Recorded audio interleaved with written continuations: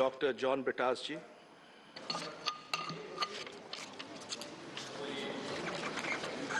Thank you, sir. At the outset, let me salute General D.P. Watts. He has been dispassionately objective, and he even went to the extent of proposing inter-caste, inter-religious marriages to have better breeds. I don't know whether Anuragji would subscribe to his view, and I would say that General is different, and I would appreciate it. Sir, I really wanted to dwell on the nuances of the bill. However, many of the points which I want to speak have already been spoken here. Nevertheless, we have so much of concerns with regard to the structure and who all will be part of the board, the independence of such bodies, what could be the rules, what could be the criteria, all sorts of things actually are kept in vague. Sir, I don't want to tell about the suspension of the accreditation of NDTL, which happened in 2019. Dibendra was kind enough to point out that. It was a shame for us. What would the government do to avoid such a, I would say, such an incident which made us to lose our peace? Sir, we have a prominent sports person, P.T. Ushaji here. Devendra and the General were lavishly talking about Haryana. They should have at least spoken about Kerala, because we have a social ecosystem whereby we promote sports.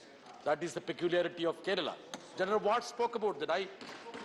I told that he's a general with difference. He should be sitting here with us. Okay. Sir, just in July, 2 of our brilliant athletes were debarred. And sir, this bill should be providing us a window to the situation that is existing now. Our minister is ebullient, young, dynamic, though he is very active in politics also. And I would request that he should concentrate on sports a little more. As much as he is so enthusiastic about the political happenings surrounding. Sir, as we all know, sports, we have no religion, caste, creed, language, color, or sex. It is universal. In India, everyone loves sports. Everyone wants Indian sports persons to excel. But sir, a country with 1 billion plus population, we have certain achievements. Is that what is required now? Don't we need to, tread ahead, progress? And Anuragji, just ponder over the budgetary allocations you have. You should be using your political clout to increase the allocation, which you are not doing. Actually, the budgetary allocation has gone down. From 25 crores, it has gone down to 16 crores. This is the situation. And Khelo India program currently accounts nearly 30% of the sports budget.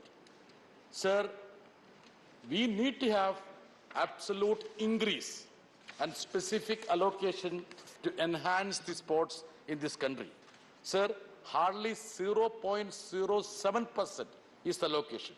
There are small countries like Romania, Latvia, etc., which allocate more funds.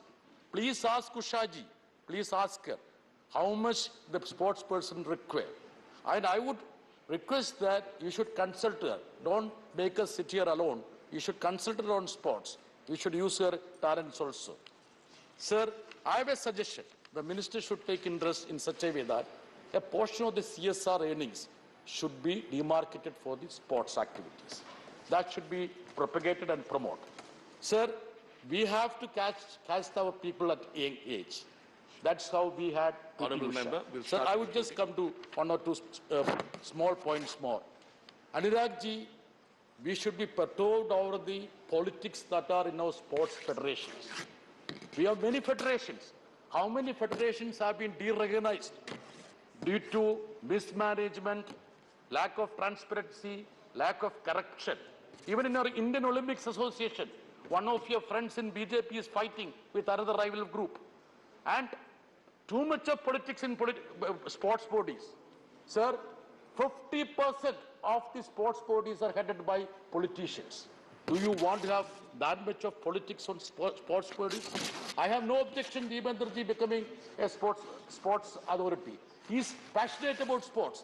But think about those people who do not have any knowledge about the domain of sports, presiding over sports empires, only for narrow parochial interest. You have to have a control. I know that your limitations because some of the bigs are presiding already over some of the sports federations. I don't want to name them, which you know that. You're smiling. Your smile gives us, obviously, an answer to the question I raised. Sir, cricket is overbearing. I have no issue. We all talk about the money they generated from the market, say about 50,000 crore. But think about other games and sports. Don't you want, we need to have a even structure in our sports culture. We don't want to neglect, we don't want to denigrate any vertical of our sports, sir. So I would request the Honorable Minister to have an wholesome view. And last point, sir, sports medicine. When we talk about this doping, please understand that we got a person like Messi because his hormonal deficiency were identified when he was an adolescent. We should develop sports medicine as a counter to the doping that is happening, counter to the drugs. Thank you. And we have Ayurveda in Kerala. He just comes to meet few press persons in Kerala. He should come and meet us also. We will suggest you the ways where you can use Ayurveda to inculcate Thank you. and to have Thank you, Honorable sports Member. medicine. Sir, the Thank you. last point I want to make is that... Your last point was 2 points back. Last. This is last. Sir, we have spectators' interest. We should not limit the sports to be something of the spectators. We should have participatory element in sports. I would request Honorable Minister to consider these points. There are so many nuances which I wanted to dwell out on the bill, but many persons have already spoken about that. So I would earnestly urge our young minister to see that something is done spectacular. Thank you. Thank you.